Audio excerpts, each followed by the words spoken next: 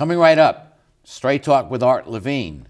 Our guest tonight, the President of California State University, Long Beach, Dr. F. King Alexander, as we continue our 21st anniversary year. Closed captioning provided by Scan Health Plan.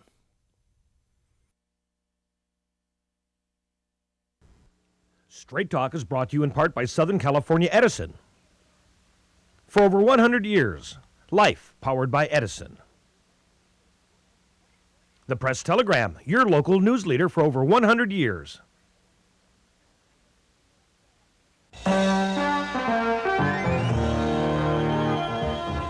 Join us for tonight's edition of Straight Talk. And now your host, Art Levine. Good evening and welcome to In Conversation. I'm your host, Art Levine, professor in the College of Business Administration at California State University, Long Beach. Our special guest tonight is Dr. F. King Alexander, President of CSULB. Dr. Alexander is moving on after 7 years at the helm.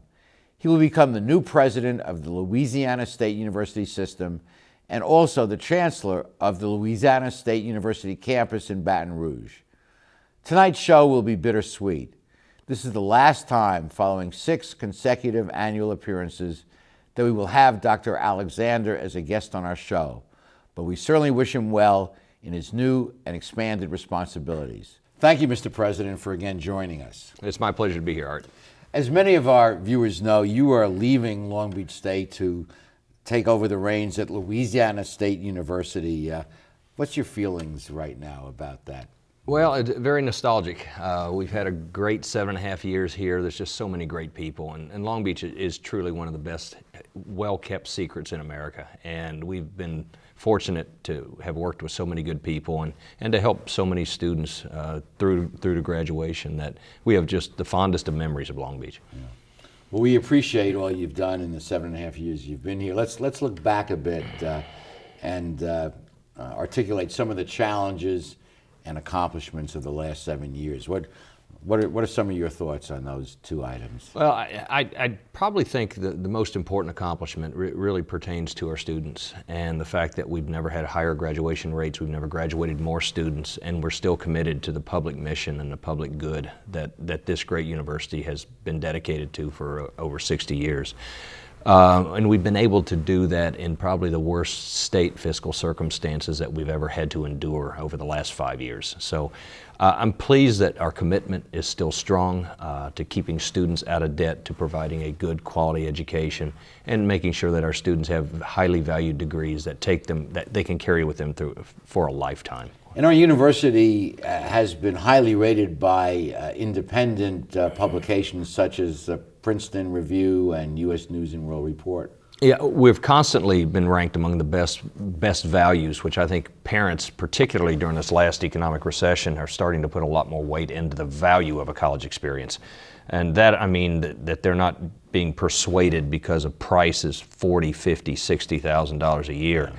And they're not falling into that trap, into believing that it must mean they'll receive a real quality educational experience by going into significant debt. And our graduates graduate with low debt compared to graduates at other public and private institutions. Our graduates have some of the lowest actual dollar debt upon graduation compared to the national averages, but also only about 36% of our students graduate with any debt whatsoever compared to the national average of about 72%.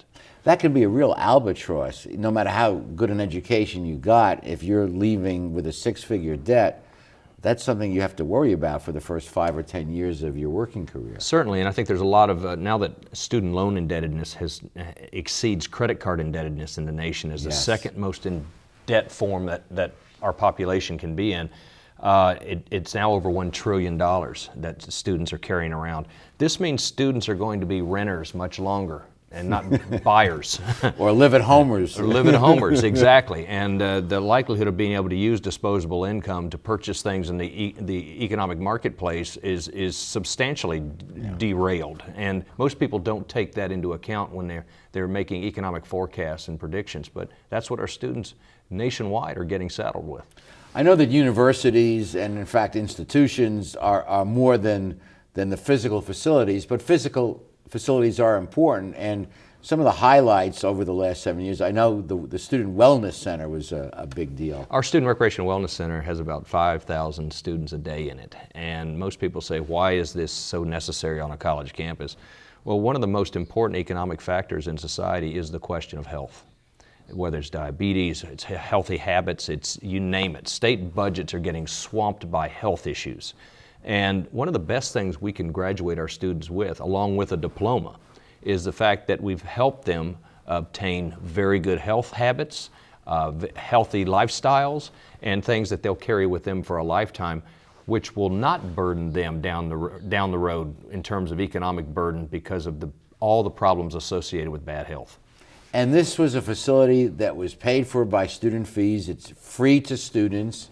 And I know you were very much involved in helping with the design, and you visited other campuses, and the students are voting with their feet by going to the facility. And all you have to do is go over it. And in fact, it's changed the dynamics of campus, because on Friday afternoon, normally it would be hard to find an undergraduate student on campus 7 years ago. But today, you can walk over. On any Friday, you can walk over in that part of campus. You'll see thousands of students on campus using the facilities, but also using campus facilities. And there's a swimming pool, there's a sauna, a track. It's just a great place for students to interact, to network, to build relationships for a lifetime. Yeah. And some of the other new facilities that the science building. We've actually been fortunate. Despite this economy, we've put up about $300 million in new facilities on campus, which include a complete library renovation, our brand new $110 million Hall of Science, which thanks to the stimulus packages kept 350 construction workers employed, so we could finish that beautiful science facility. And you're known as a hands-on president. I know you scrimmaged with our basketball team, and in the years some time ago when they weren't doing so well, you were putting in more free throws than they were, and you get right in there. It must be a great thrill for varsity basketball players to be actually scrimmaging with the president. Well, I get to know them very well, and our women's team too. I go down and play with them in the summer, and we play, and I get to know them as students, and they get to know me as a person that's there to help them and help them succeed on campus. And I know move-in day, when the new freshmen move into the dorms, you and the staff are down there, and tell us that story about one of the parents thought you were the president, the AS president. Well, about seven and a half years ago, we were moving a student in, and I introduced the parents to one of the volunteers, which just so happened to be Aaron Nixon, who was the MVP of the Big West Conference in basketball. And I introduced the parents that this is Aaron Nixon, who's Player of the Year in the Big West and Division I basketball. Wow. And Aaron turned around and introduced me as the president of the university, and the parents were thrilled to death that they had thought they had just met the president of the student government. And then at the end you gave him your card. I gave my card and said president of the university. If you need something. So we were sweaty, and I was in a baseball hat, so I didn't look the part. That is so funny.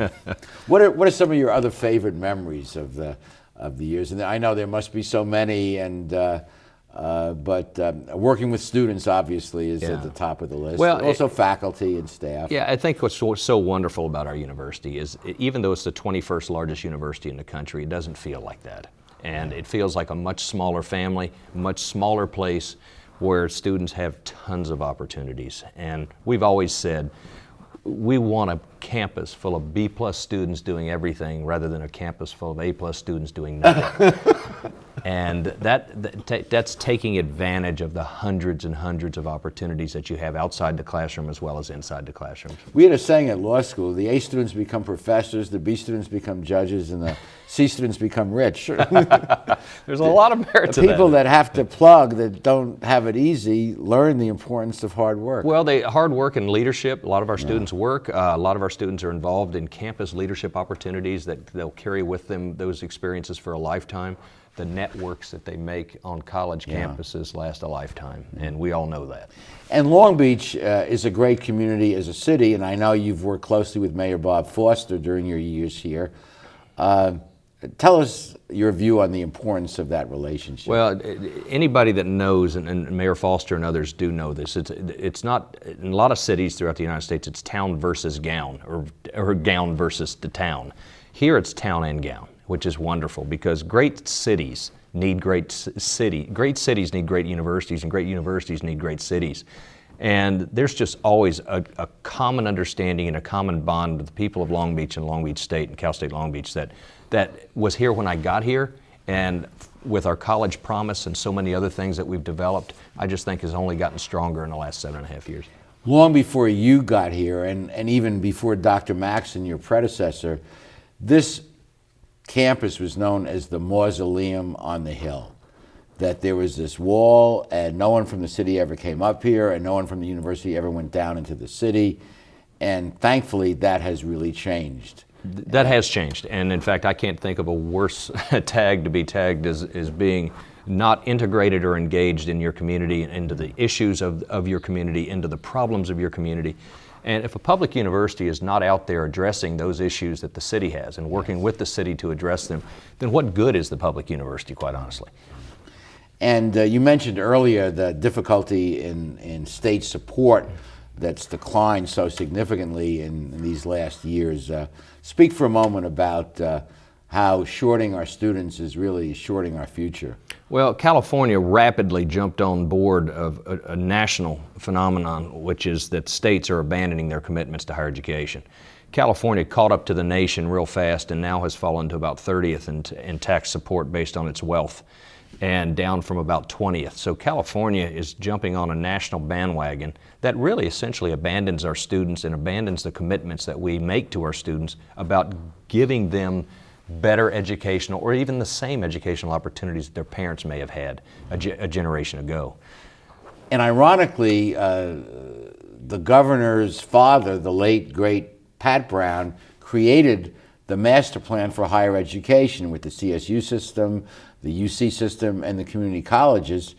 And our governor is not exactly walking in the footsteps of his father on this. Well, and it has national ramifications when California stops supporting its students and children, because 1 out of every 8 students in higher education in this nation reside in California in higher education.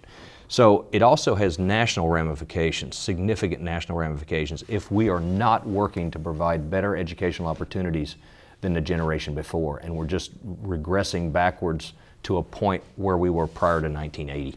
And you really could even make the argument that it's a national security issue, because our students are competing with students from China and India and throughout the world for high-tech jobs, and if we don't educate the next generation of our workforce, that poses a national security issue. In fact, I just had a conversation a little while ago with Condoleezza Rice about this very issue, where she had a task force that along with the mayor of New York City and a bunch of others in higher education, and the CUNY and the SUNYs in New York, that declared that this is a national security issue, and we need to see it that way, particularly in California when you take a look at how many students need access.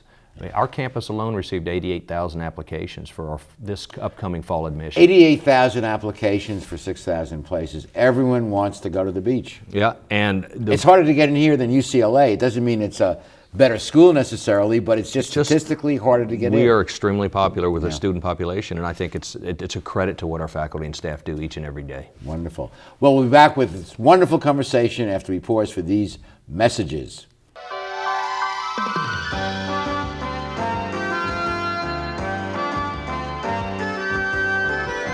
Supported by Edison International. Californians are getting to be old hands at year-round energy conservation, part of our special awareness of the resources we all depend on. We're making the change to energy-efficient light bulbs, keeping warm weather thermostats set to a comfortable 78 degrees, and giving major appliances the afternoon off. Because when it comes to energy conservation, it all adds up. Life, powered by Edison. In today's world, everything's connected. From the workplaces that support us, to the homes that welcome us, to the trees and wildlife habitats that remind us how important our environment is. When a bird lands on a branch, and in the midst of a busy day, we stop to watch, it makes us realize we're all in the same boat. The Port of Long Beach welcomes this world with open arms, an environmental policy that's second to none, and a commitment to shaping a vibrant community. The Port of Long Beach, thinking outside the docks.